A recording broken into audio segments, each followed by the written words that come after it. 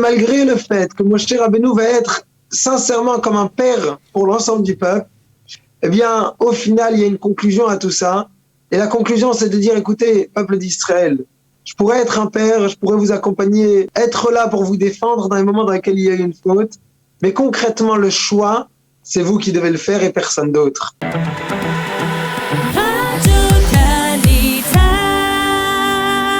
Comme chaque vendredi, eh bien, nous allons consacrer justement la fin de cette heure d'actualité à un mot sur la paracha de la semaine. Nous nous projetons vers le dernier Shabbat de l'année 5781 et comme le veut la tradition, c'est incontournable. Ce dernier Shabbat, c'est la paracha de Nitzavim, Atem Nitzavim, Ayom Kulchem, Lifnei Hashem Elokechem. Et pour en parler, nous sommes en ligne avec le Rav Avraham Lemel. Rav Lemel, bonjour, Boker Tov. Boker Tov. Alors voilà, c'est à vous que revient le privilège d'être le dernier intervenant de ce mot de la paracha de l'année 5781. Alors bien entendu, cette paracha, elle est courte, mais elle est riche. Et je crois que vous vouliez consacrer les mots de Torah, le Dvar Torah que vous avez préparé à la mémoire de votre grand-père. C'est exact. Effectivement, le 25 Elul, il y a maintenant 6 ans, le Rav Claude Lemel nous quittait, mon grand-père. Effectivement, ça faisait partie des personnes qui m'ont énormément inspiré. Et c'est évident que non seulement le Dvar Torah est dédié à sa mémoire, mais en même temps, le contenu du Dvar Torah, je pense, est inspiré en grande partie de sa personne, de ses actes, de ce qu'il nous a laissé et des valeurs qu'il a essayé de nous inculquer en tout cas.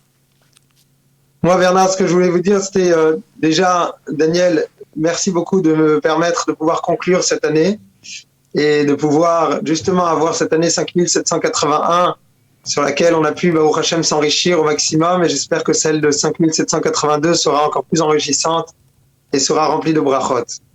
La paracha dans laquelle on se trouve, au final, est bien sûr celle qui va tomber chaque année juste avant Rosh Hashanah, mais c'est une conclusion non seulement de l'année, mais en même temps une forme de conclusion presque de la Torah, puisqu'il nous reste uniquement la paracha de Vayelech Azinu Vezot Abracha. Et donc, c'est en même temps aussi une autre conclusion, celle de Moshe qui s'adresse au peuple d'Israël. On sait que l'ensemble du livre de Devarim s'étale en tout et pour tout sur 1 mois et quelques jours, alors que le livre de Bereshit est un livre qui va s'étaler sur presque 2000 ans. Alors, c'est pas du tout le cas pour le livre de Devarim, puisqu'il ouvre en train de nous prévenir qu'on est déjà le premier du 11e mois. Donc, Moshe s'adresse au peuple d'Israël au début du 11e mois, le mois de Shvat. Et on sait tous que Moshe Rabbeinu va quitter le peuple d'Israël le 7 du mois de Hadar. Il va quitter ce monde pour sur le mont Nevo. Bien, lorsque Moshe va parler pendant tout ce mois-là, il va s'adresser au peuple d'Israël avec ce qu'on appelle communément le Mishneh Torah, la répétition de la Torah, et que ce ne soit pas particulièrement une répétition. Et on arrive donc à la fin de son grand discours. Moshe s'adresse au peuple d'Israël à la fin de ce grand discours et va leur dire, écoutez, Atem Nitzavim Ayom Kulechem, vous êtes aujourd'hui tous présents devant Akadosh Baruch Hu. On connaît tous les mots de Rashi qui nous dit qu'effectivement, après avoir entendu les 98 malédictions de la semaine précédente, dans la paracha de Kitavo, le peuple d'Israël a pris peur. Et Moshe leur a dit, vous ne vous inquiétez pas, parce que le Dieu d'Israël a énormément pitié. Et concrètement, malgré les fautes que vous ayez pu faire, vous êtes encore présents devant nous. Moi, ce qui m'intéresse, je voudrais peut-être appuyer avec vous sur un passouk de la fin de la paracha. Tout à la fin de la paracha, après que Moshe ait discuté et parlé encore une fois au peuple d'Israël en train de les prévenir, leur dire de faire attention lorsqu'ils rentreront en terre d'Israël, de ne pas oublier Dieu. Mais il va y avoir à un moment un verset qui dit la chose suivante. Je témoigne devant vous, et il y a comme témoin la terre et le ciel. J'ai donné devant vous la vie et la mort. Abracha ve'aklala, la bénédiction et la malédiction. Ubacharata bachayim, et vous choisirez la vie. Leman tichye ata vezarecha, afin que toi et ta descendance vous puissiez vivre. Ici, Moshe est en train de s'adresser au peuple d'Israël et leur dire une chose extrêmement intéressante. Il dit, regardez, je vous ai parlé dans tout le livre de Devarim. Et on sait que dans le livre de Devarim, oh combien de fois, Moshe répète au peuple d'Israël, attention, prenez garde, n'oubliez pas Dieu, rappelez-vous du sens que vous avez dans les mitzvot, Rappelez-vous du sens de votre venue en terre d'Israël, etc., etc. Bien, peut-être que le début de la conclusion de ce discours, c'est de dire au peuple d'Israël, regardez, je vous ai prévenu, je vous ai parlé. Mais à un moment, il y a un choix. Et ce choix, il n'y a que vous qui pouvez le faire. C'est-à-dire que malgré le fait que Moshe Rabbeinu va être sincèrement comme un père pour l'ensemble du peuple, eh bien, au final, il y a une conclusion à tout ça. Et la conclusion, c'est de dire, écoutez, peuple d'Israël, je pourrais être un père, je pourrais vous accompagner, vous mettre en garde, vous prévenir, être là pour vous défendre dans les moments dans lesquels il y a eu une faute. Mais concrètement, le choix, c'est vous qui devez le faire et personne d'autre. Je vous mets devant vous un choix extrêmement clair, facile, mais quelque part, celui qui a besoin de le concrétiser, c'est vous, peuple d'Israël. Et je pense que ce verset, au final, est un verset qui est extrêmement inspirant pour une fin d'année. On va voir la fin d'année là maintenant qui approche. Et bien évidemment, qui dit Rosh Hashanah, fin d'année, dit aussi bilan qu'on a besoin de faire. Lorsque l'on fait un bilan, malheureusement trop souvent, on a une crainte immense. La peur du bilan, la peur de conclusion. Pourquoi ? Pour deux raisons. Premièrement, parce que malheureusement pour beaucoup, bilan est égal culpabilité. Voir que j'ai pas pu réussir à faire certaines choses. Alors trop rapidement, malheureusement, je traduis cela comme une culpabilité qui va m'enfermer dans mes mauvaises actions du passé, dans mes ratages, dans mes erreurs qu'on a tous fait. Et ça, c'est la première chose, le premier danger en tout cas de ce bilan. Le premier danger, c'est de réussir à faire une immense séparation entre la personne et la faute. J'ai certes peut-être fauté, je me suis peut-être mal comporté parfois, mais c'est pas pour autant que je suis quelqu'un de mauvais. C'est donc le moment dans lequel je ne suis pas en train de culpabiliser et m'enfermer en train de me dire, mais puisque je suis tellement mauvais, alors j'y arriverai jamais, et c'est tellement grave ce que j'ai fait, etc., etc. Et peut-être que la deuxième étape, c'est celle qui, malheureusement, on a peur du bilan, parce qu'on a surtout peur des conclusions qui vont s'imposer de ce bilan. C'est-à-dire le moment dans lequel je me dis, si, malheureusement, je me suis retrouvé parfois dans des situations complexes, avec des choix qui n'étaient pas les bons choix, dans des milieux dans lesquels je n'aurais pas dû être, eh bien peut-être qu'il y a eu en amont un choix que j'aurais dû faire, et ce choix que j'aurais dû faire, peut-être que je me suis trompé. Ici, ce que la Torah, elle nous dit, et ce que Moshe prévient avec tout l'amour qu'il peut avoir pour le peuple d'Israël, c'est de dire, rappelez-vous, qu'à un moment, il y a besoin de faire un bilan, mais ce bilan, il a obligatoirement une incidence dans le quotidien qu'on va avoir en 5782.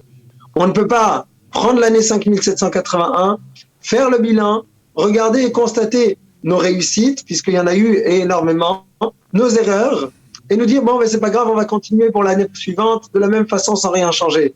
Non. À un moment, il y a besoin de faire un choix. Il y a besoin de décider, est-ce que je suis prêt à faire un changement? Et ce changement, parfois, effectivement, il peut faire peur parce que, peut-être, on le croit trop drastique ou, en tout cas, qu'il a besoin d'être obligatoirement noir ou blanc. Et peut-être qu'ici, c'est aussi un message qu'on a besoin de prendre avec nous. Se rappeler que notre vie, c'est pas une vie qui doit être obligatoirement chaque fois dans des extrêmes.